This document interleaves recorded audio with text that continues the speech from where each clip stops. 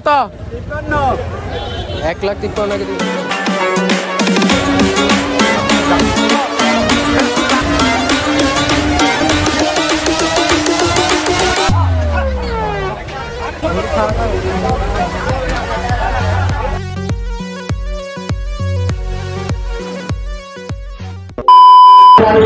Guys, ঈদের বাকি আছে আর মাত্র 3 দিন, বাট গরু বাজার এখনো মানে দাম এত বেশি, মানে ব্যাপারীটার দাম একটু কমাচ্ছে না। অ্যান্ড গত 3 দিন ধরে মানে একদম পাগলের মতো অবস্থা হয়ে গেছে সবারই, কজ মানুষের প্রাইসের সাথে যদি গরু ম্যাচ হয় বা মানে গরুর সাথে যদি প্রাইস ম্যাচ হয় না, মানে এরকম একটা কনফিউশন আছেই।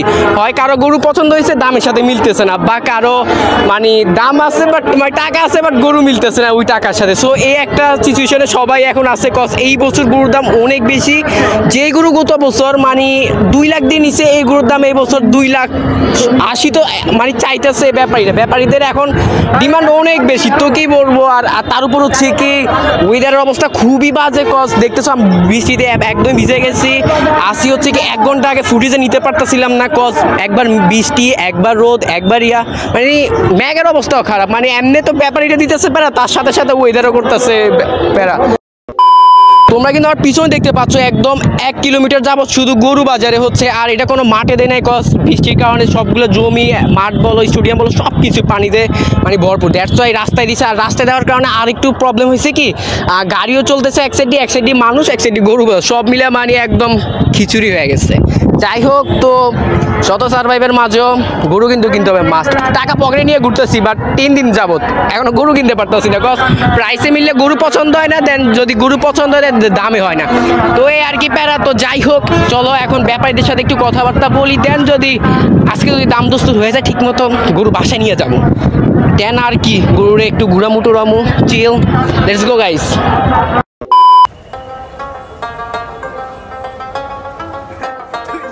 কাকা 1,70,000। এই কাকা কত? 1,53,000 কি 2,53,000?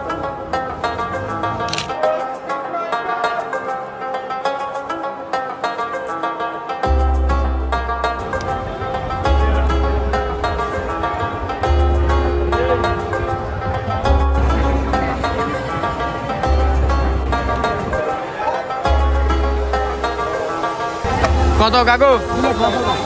2 লাখ।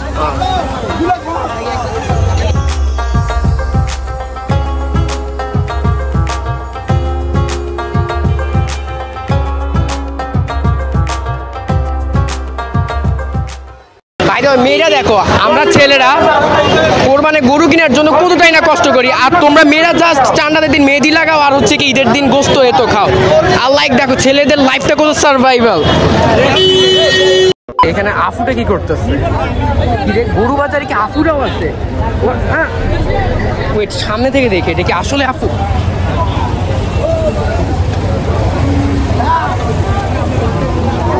একটু জায়গাটা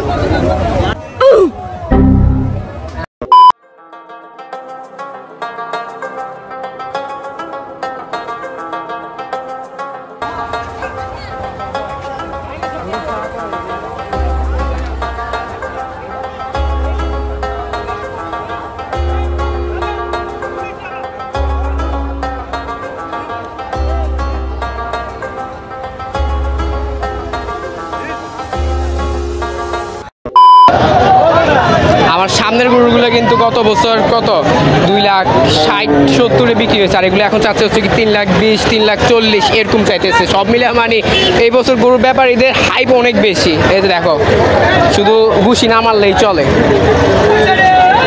মামা কত আপনি জানেন না? গরু চয়েস হয় কিন্তু দামে মিলে না, মানে কি করবো আর। যদি ধরো এটা চয়েস হয়েছে, এটা দাম চাই থাকবো 4 লাখ, কিন্তু গরুর দাম হচ্ছে কি 3 লাখ, তো বুঝতেছো তো কি করবো। সামনে হাঁটতে থাকি, একদিন না একদিন গরু তো চয়েস হইব, কজ ব্যাপার না। আরো 2 দিন যেহেতু আছে, তো চলো সামনে হাঁটতে থাকি, দেখা যাক কি হয়। আসো।